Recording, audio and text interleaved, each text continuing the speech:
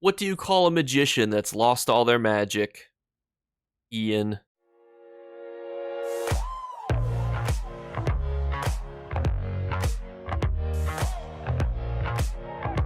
What's going on, YouTube? Today we are inside the Infinite Archive, inside of Apocrypha, outside this realm of existence, and as a reminder, we're on the far right side. Don't get confused by the other vendor up there. You'll know you're at the right spot because you'll be able to pick up these free coins off the ground. And Filer Ul is our first of 2 Tuesday vendors. However, Update 44, which launches tomorrow on console, brings a new Tuesday vendor, which we're going to cover tomorrow. Give a bit of background on it, why it's going to be good, helpful, the knowledge on it. But today, we're just going to be focused on our 2 previous Tuesday vendors, and as always, these last for 1 full week, so you have until Tuesday at 10 a.m. to go and get these bad boys. And our first item is the Judic Kettle Spout. Now, this is an interesting lead because you could just pick it up off the ground, and any lead that you could pick up off the ground, obviously, probably not worth 5,000 archival fortunes for you. But notably, if you do want the provisioning station, all of the leads are relatively easy to get, so even though this is a bit of a goofy item just from a value perspective, it's still a cool item to know about from a knowledge perspective. And this is what it looks like right here. Next up, we have the stainless Imperial bands. Now, this is a lead that's actually annoying to get because it can drop from any monster in Black Drake Villa, and generally, if it says any monster, you're going to have one of two things happen. It's either going to be absolutely ridiculously fast for you to get the lead, or it's going to take you for forever. And I believe it's scaled based on how much you want it. So if you want something a lot, you're just not going to get it because that's how RNG works. But importantly, this is a very hard lead to get. But that begs the second question: is the mythic good? And I guess maybe thankfully it's not really an essential mythic to own. It's a Belisar's Band. Increase the damage of your light attacks by 900, and then when you deal damage with consecutive melee light attacks, you gain a stack of Belisar's Temper for 10 seconds, up to a max stack of 5. And then at 5 stacks, you consume it, and then after 1 second, you deal 1471 damage to enemies in a line, and you stun them for 3 seconds. This would actually be a really cool mythic for people who don't want to use the Oakensoul Ring. The problem with that line of thought is why would you not want to use the Oakensoul Ring for your light and heavy attack build? And unfortunately, that's why Belisarius Band is just not very good. But the lead itself is actually a good lead to get because it's really annoying to get otherwise. Next up, we have our Swag Daddy Bound Style Mask, which actually looks pretty cool. You look like a alchemist guy, sort of. But more importantly, here is the value potentially that you are saving. Now, you can see the suggested price for this is 722,000 to 902,000 gold. It is a bit cattywampus right now because a lot of people are just dumping them for cheap because you can buy with your archival fortunes for right now. But keep that in mind. Generally, this is the trend that we see for the item value of this.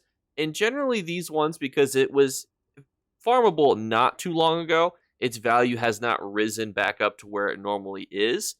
But that being said, it's not going to go up like a crazy amount. I would say its value probably at its peak is 2 to 4 million on PC. And on console, it's probably closer to like 1 to 1.5 million. But it does look pretty cool in my opinion. So if you want, I know this is the thing that a lot of you guys like to spend your archival fortunes on.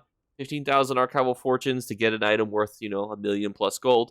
It's not necessarily a bad gig, especially if you don't have a lot of gold and you just prefer farming the Infinite Archive. Next is another kind of decisive option. You could get Blackwood treasure maps. Now, on console, these are probably more value because the ancient motive that comes from there has not been farmed as much as it has been on PC.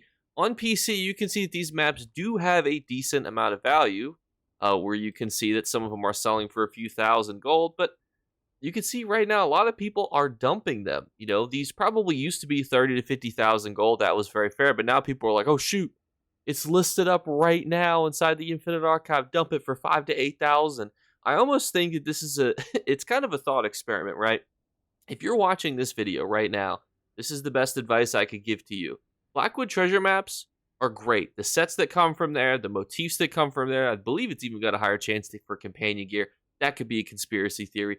Just make sure you have a companion out when you're opening those maps. But overall, it might be better to buy the really cheap ones with gold and buy some with Infinite Archival Fortunes. Because if people are going to offload these valuable maps for 5 to 8,000 gold, 6,000 gold, I would snatch those up and use them, or just snatch them up and then hold on and resell them in the future.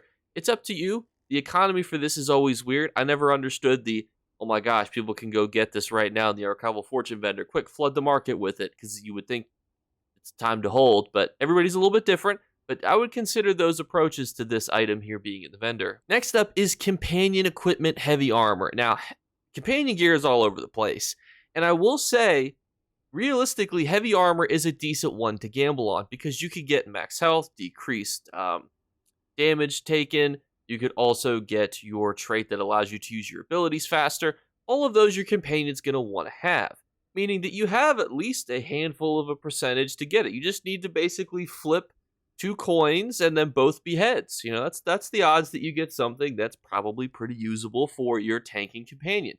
It might not be the best thing that you get, but it will save you significant amounts of money, because if you wanted to buy these pieces of companion gear in heavy traded armor that you would need for your companion, hopefully your Isabel, because she's the greatest companion, you could potentially be spending quite a bit of money, meaning this is potentially could be a great money saver. And I'm not talking about little bits and bobs of money. Even on console, the proper traded items are worth $500,000 to over $1 million gold for these companion gear pieces. Now, these are bound, so you have to use them, and that's what makes them a bit risky, but you are saving yourself a significant amount of money. And think about it, 3 of these heavy armor pieces is equivalent to the bound style page for the mask. So that's how I look at the value. It still definitely is good, but you could also, hey, try to roll your Blackwood treasure maps to see if you can get some of the ancestral ancient motif drops as well. Next up is something that you definitely don't want to purchase for 7,000 archival fortune, because it comes from delves in the Telvanni Peninsula. And then we have our books. Some of you guys love these books. They're books, fantastic, fantabulous, but then it gets to scripts. Now, scripts are another bit of a sticky wicket, because on one hand, sometimes scripts are RNG based. Well, they're pretty much always RNG based unless you buy them for gold or archival fortunes. And there may be a situation where you're like, I really want a script. Protection, disease damage, assassin's mastery. Those are decent scripts. Now, none of these jump out at me and say, you definitely need this. The majority of players need this one script. But that being said, archival fortunes are probably not the best currency to use for scripts. The second vendor that we look at in the Scarium has scripts for gold, and I generally think it's better to do that and just continue to do daily quests on your characters. Well, oftentimes, daily quests will be tied to active events. They'll be tied to all these other bits and bobs and things. Just farm those and get tons of scripts doing those. And none of these scripts are worth it, in my opinion, to spend your archival fortunes on. Maybe Assassin's Misery, but even then, you probably have it already. And if you don't, you probably don't need to be stressing about getting it immediately. Next up is the Cartographer's Coat Fragment, which public dungeon drop fragment. You can buy these with gold, it's like 10,000 gold.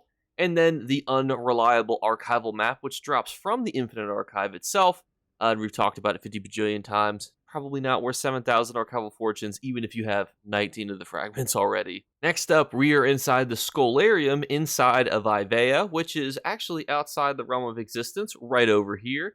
And we're in this vendor right here. Now, you do have to have the scribing halls completed, but if you do, the scripts here will rotate. Now, the grimoires do not rotate, the scripts do rotate. This week we have Brittle, Heroism, Knockback, Class Mastery, and Gladiators Tenacity. Now, the nice thing about this vendor is it costs gold. Gold is so much easier to get than archival fortunes. Brittle. Is Brittle good? Yes. It's good. Like, it's just a good script to have, especially if you're playing different types of Magicka, PvP classes. I could even see this being a very good future one for PvE content. Scripts are kind of weird for PvE because people just find the overall best, how to produce the most amount of gigafarts per damage using these very specific skill setups, and I don't think Brittle usually makes the cut for that, but it is still a fantastic script if you don't have it. Hopefully you do have it. If not, just spend a couple thousand golds and grab it. Heroism is another one. Fantastic for PvP. Again, doesn't always see the cut for PvE, but sometimes I've seen some people build it into PvE stuff because ultimates are great. Heroisms generates ultimate. Using your ultimate is usually a good time for you and everybody involved in your party, and especially in PvP. So yeah, Heroism is one of the other ones that's just fantastic. If you don't have Heroism, I would go out and grab this for a few thousand gold. Knockback on the surface feels good. The problem with knockback is that you would think it would be very good for PvP, and to some extent it's okay, but it's not nearly as good as heroism or brittle. It's fine, knocking people around seems great, but there's just so many other good effects. You're not going to really see that a whole lot.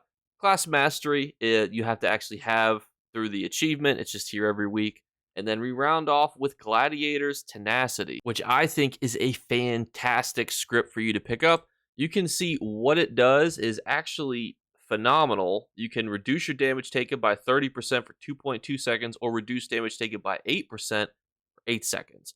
That is great. And if you're not doing a lot of daily world bosses, Cyrodiil quests, or Fighters Guild quests, I don't want to say this is essential. I don't want to stress people out and be like, you guys have to come buy this right now. But if you did, you would be like, this was a good purchase. Because even if you're doing solo content, I could see people using this on top of one of these two skills here. Because the contingency is probably one of the most used scribe skills in the game. So being able to add Gladiators Tenacity on top of it, chef's kiss. So I would definitely recommend picking this one up at the minimum.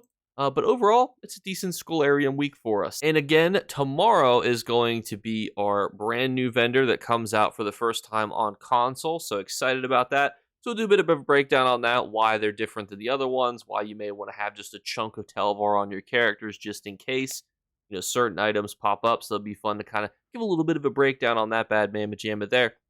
But if you guys have questions, comments, ideas for future videos, put them in the comments below. Discord is also linked below. All the other little things that you could want to find, such as the price checking tool that was referenced in this video, is also in the description below.